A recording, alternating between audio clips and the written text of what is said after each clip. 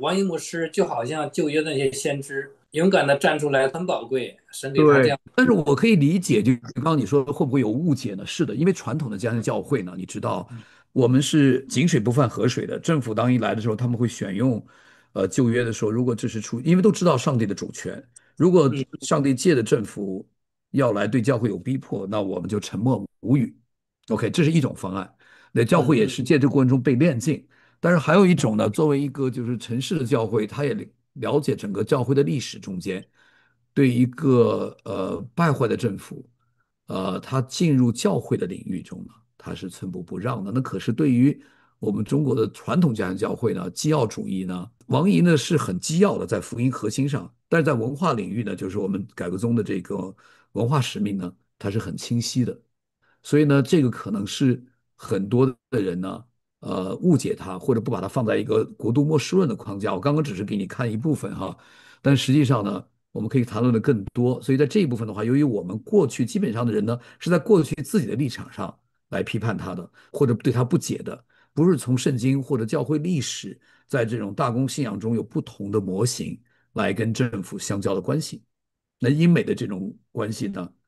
是跟在中國的關係是很不一樣的。中國是個大一統的帝王的情況下，而英美呢比較早的就是有經過宗教改革，甚至在基督教王國時期的這種君王都是基督徒，雖然它有不同的這個治理的方式。所以我覺得這個的問題，你剛剛問到就是對於羅馬書的13章呢，他自己的這篇論文呢，也是讓我認識到上帝把這麼一個寶貝賜給中國教會，他是真是出色的才華。我对对，講講我能自己的感觉到軟弱，因非為常有力量。我自己其實呢，對的，非常有力量。我自己有兩個真實的情況，就是你剛剛講的他的見證呢，我就講對我的影響，好不好？嗯，好。那我作為一個宣教士進入中國，我其實很想，因為在北美經營那時候有點30多年，20多年，那我想後面的時間能夠在中國大陸侍奉。那別人都給我警告，他說呢，你也正好認識王怡呢，王怡是個很危險的，你要跟他在一起呢，就意味着你在中國的侍奉要短命。嗯就是，所以我掙扎的就是我的師公是不是我的偶像？當然還有個人安慰，但是我的一般都知道，我們北美的加拿大人、美國人，可能一般你不是重要人物，他也不會把你關起來哈。但嗯嗯是你畢竟要想你的侍奉，你所涉及的教會，所以在這個過程中呢，就是因為你剛剛說羅馬書，由於我看了他這個論文，無論對解經對教父的引用對包括奧古斯丁、加爾文、路德，還有現代的人，是一個很多人不會引經據典的。你光看他講道，他不會講，但是如果他寫那裡都是這個 notes、full notes 很多的啊，所以這個我就因為這樣緣故，就是我一定要更多的認識這個弟兄，我不是把他考完了以後我就走了，跟他拜拜了。就是嗯也其實是神的一個工作，因為別人講他是被監視的，你去的話你也會被監視。但是我沒有後悔，就是說跟這個弟兄的認識，他的坦蕩，在講道上他是非常犀利的。但是他在平和，因為我們是朋友嘛，到家裡吃飯呢，是做了以後的好菜，然後是嗎？很愛好，OK。孩子，對，我們一塊玩啊什麼的，出嗯去啊。所以呢，這種裡面的話呢，是非常謙卑的。所以這個裡頭對我有很大的影響。那我第二個影響就是，我也找一個教會說，作為宣教士，我需要一個教會牧養。那我去過北京教會、上海的教會，但是到他的教會還聽他講道的時候呢，我說這個牧師能牧養我，我就說啊，我要到杭州去。這個就是一個很自然的一個關係，是上帝的一個恩典，最後帶來這樣的一個這是寶貴的經歷，感謝主。這恩典。那還有一個問題想跟您探討一下，就是呃，聽到有人說啊，說王一牧師和秋雨教會呢，他們對那些對他們不同意見的這個教會啊、同工啊進行審判，就好像設立了這個宗教裁判所。這個我不太了解這個背景是怎麼回事，為什麼會有這樣的一種說法？呀，這其實本身是一個教會勸誡的過程。嗯被一些別有用心的人呢，有在網上呢，這些人我就不知道他們，他們神學生非常有才幹的，我也認識這些人。這也不知道為什麼呢？因為在網易我剛剛講的17年，這個教會有分裂嘛，嗯那他們就採訪了這些跟王一不合的人，然後就把這一面一面之詞拿來，所產生的所謂的宗教裁判，其實不是這樣的。教會呢，這個教會呢，做一個長老會，它是有章程的。有區會的章程，有本會的章程，他們都是按照聖經和章程來勸誡人。所以在这个过程中呢，会有人不理解，因為我們在北美的教會呢，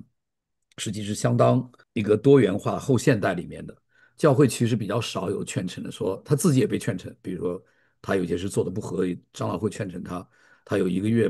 不能領聖餐，不能侍奉，哦，他都有過哈，就是他有些事情。那所以呢，這個不是所有的人都會被勸，也會被勸是從正面的角度，那臣呢是從負面的角度，目的都是從愛的出發。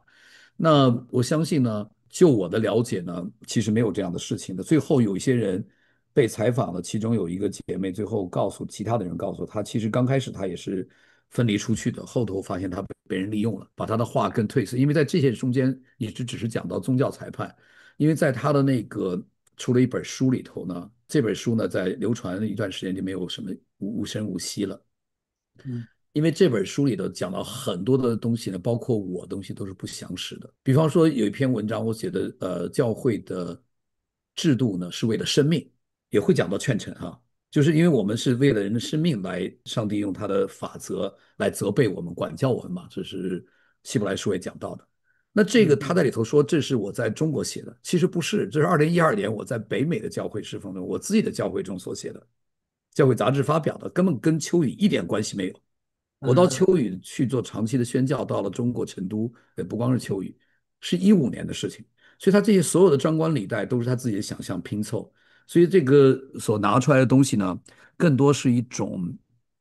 各種各樣意識形態下的自我的解讀了。那有的人可能是女權主義，有的人是這樣的，所以它中間有一些的事情說法呀，基本上沒有，就是說這個裡頭呢，你必須要理解長老會呢。我們那個有議會的精神，就是說，在這個長老會開會的時候呢，大家是在一個合議的過程中，